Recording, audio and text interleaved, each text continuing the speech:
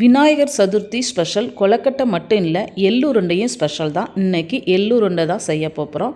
வேர்க்கடலை ஒரு அரை கப் அளவுக்கு எடுத்து வறுத்து திரித்து எடுத்துக்கிறேன். கொஞ்சம் குறை எள்ளையும் ரொம்ப கருக விட்டுறக்கூடாது, கசப்பு தன்மை வந்துடும். லைட்டாக வெடிக்கிற மாதிரி வர டைமில் வறுத்து ஆற வச்சு அதையும் திரிச்சிக்க போகிறோம்.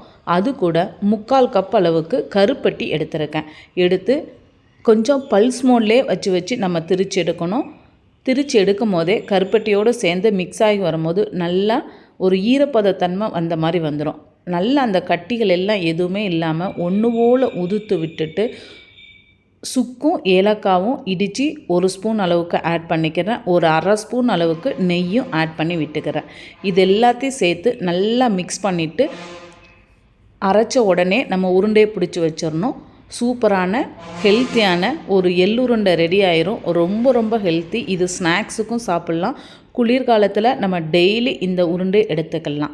ஈஸியாகவே நம்ம வீட்டிலையே செய்யக்கூடிய ஒரு ஆரோக்கியமான ஸ்நாக்ஸ் ரெசிபி தான் இந்த எள்ளுருண்டை. இந்த எள்ளுருண்டை 3 விதமாக செஞ்சுருக்கிறேன். அந்த லிங்க்கையும் கீழே கொடுக்குறேன், போய் பாருங்கள்.